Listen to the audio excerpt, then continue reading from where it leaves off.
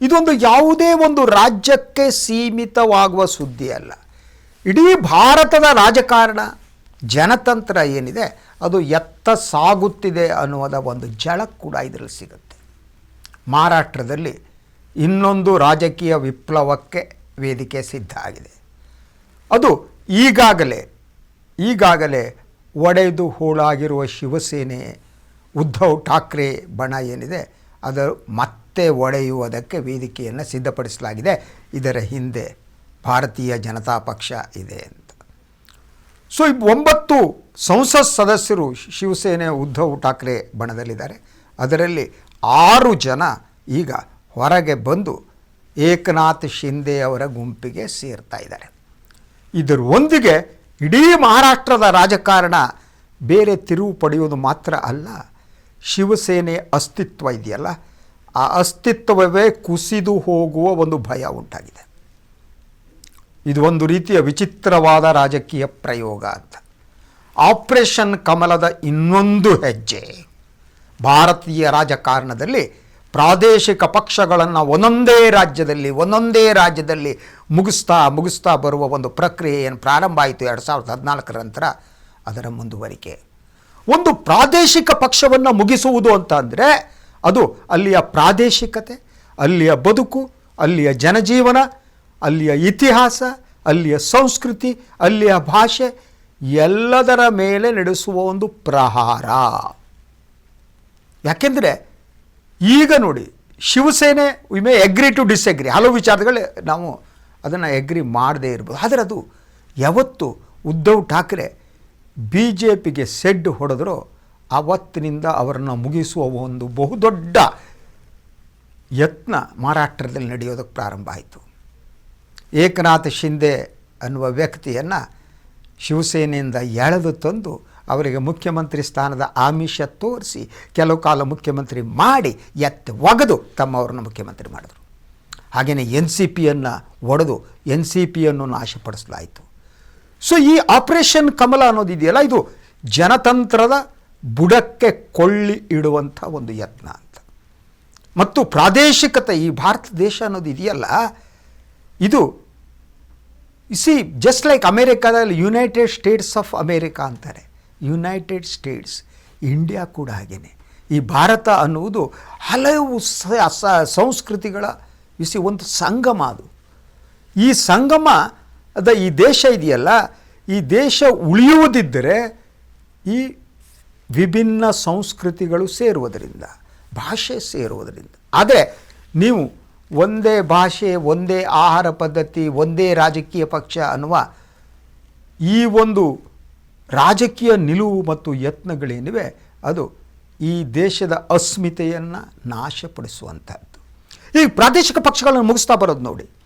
ಒಂದು ಈಗ ಉದ್ಧವ್ ಠಾಕ್ರೆ ಬಣದವರು ಒಂದು ಆರೋಪ ಮಾಡ್ತಾ ಇದ್ದಾರೆ, ಏನಂದರೆ ಪ್ರತಿ MPಗೆ 50 ಕೋಟಿನೋ 100 ಕೋಟಿನೋ ಕೊಡಲಾಗುತ್ತೆ, ಅದು ರೆಡಿ ಇದೆ ಅಂತ. ಗೊತ್ತಿಲ್ಲ, ಇದೆಲ್ಲ ಸಾಮಾನ್ಯ. ಈಗ 50 ಕೋಟಿ 100 ಕೋಟಿ ಅನ್ನೋದು ಇದೆಯಲ್ಲ ಅದು ಭಾಳ ಸಾಮಾನ್ಯ, ರಾಜಕಾರಣಿಗಳಿಗೆ ದೊಡ್ಡ ಇದೇ ಅಲ್ಲ. ನಮ್ಮಂಥವ್ರಾದ್ರೂ 50 ಕೋಟಿನೋ ಅಬ್ಬಬ್ಬಾ, 100 ಕೋಟಿನೋ ಒಬ್ಬರಿಗೆ ಅಬ್ಬಬ್ಬಾ ಅಂತೀವಿ. ಅವ್ರಿಗೆ ಸಾಮಾನ್ಯ, ತಲೆ ಹೊಡೆದ ದುಡ್ಡು. ಯಾರ ಅಪ್ಪನ ಮನೆಗೆ ಗಂಟ್ರಿ ಹೋಗೋದಿದೆ, ಎಲ್ಲ ಓಡದ ಇಲ್ಲ ತಂದ ಏನೋ ಮಾಡ್ದ, ವ್ಯಾಪಾರಕ್ಕಿದ್ದವರಲ್ವಾ.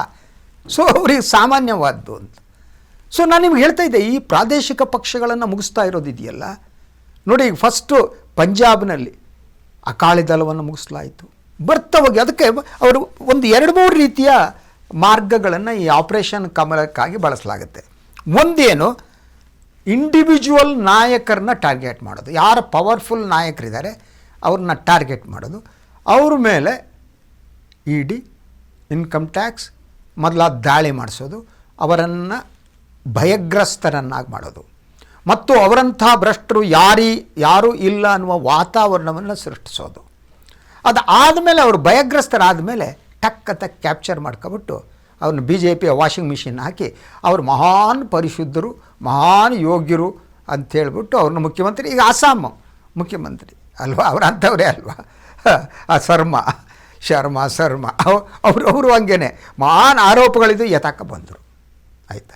ಇನ್ನು ಈವನ್ ಫಾರ್ ಎಕ್ಸಾಂಪಲ್ ಮೊನ್ನೆ ಆಯ್ತಲ್ಲ ಪಶ್ಚಿಮ ಬಂಗಾಳ, ಸುವೇಂದು ಅಧಿಕಾರಿ ಚೀಫ್ ಮಿನಿಸ್ಟರ್ ಆದವರು, ಅವ್ರ ಮೇಲೆ ಒಂದೆರಡು ಹಗಣ ಅಲ್ಲ, ಎಲ್ಲರನ್ನೂ ಬಿಟ್ಟರು, ಹೆದರಿಸಿದ್ರು. ಆ ಅಣ್ಣಯ್ಯ ಎಲ್ಲ ಹೆದರಿಬಿಟ್ಟು ಎಲ್ಲ ಬಿಚ್ಚ ಹಾಕ್ಕೊಂಡು ಓಡೋಗ್ಬಿಟ್ಟು ಮೋದಿ ಅಮಿತ್ ಶಾ ಕಾಲಿಗೆ ಬಿದ್ದ.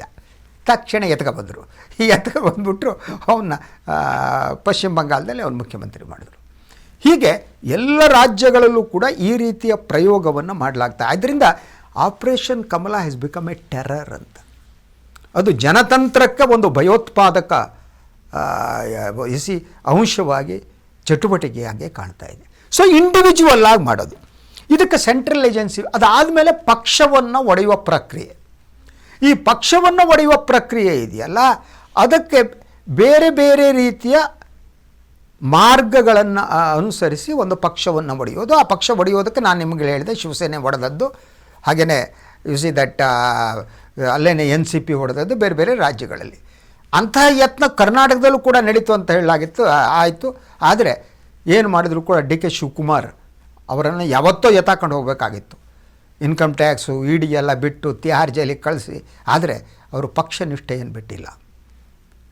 ಯು ಸಿ ದಟ್ ಒಂದು ಪ್ರವಾಹೋಪಾದಿಯಲ್ಲಿ ಆಪರೇಷನ್ ಕಮಲ ನಡೀತಾ ಇರುವಾಗ ಅದನ್ನು ಎದುರಿಸಿ ಎದೆ ಉಬ್ಬಿಸಿ ನಿಲ್ಲೋದಿರುತ್ತಲ್ಲ, ದ್ಯಾಟ್ ಈಸ್ ದ ರಿಯಲಿ ಸಾಮಾನ್ಯ ಜನ ಮಾಡೋಕ್ಕಾಗಲ್ಲ. ತಗೊಂಡೋಗ್ಬಿಟ್ಟು ತಿಹಾರ್ ಜೈಲಲ್ಲಿ ಕೂಡಿಸ್ಬಿಟ್ಟು ತಿಂಗಳಗಟ್ಟಲೆ ಕೂತಿದ್ಮೇಲೆ ಒಂದು ನಿಮಿಷ ಹಾಳಾಗೋಗಲ್ಲಪ್ಪ ಇವರು ಸಾವಾಸ, ಎದ್ದು ಹೋಗ್ಬಿಡೋಣ ಅಂತ ಹೊರಟೋಗ್ಬಿಡ್ತಾರೆ. ಭಾಳಷ್ಟು ಜನ ಭಾರತ ರಾಜಕಾರಣದಲ್ಲಿ ಹಾಗೆ ಆದದ್ದು.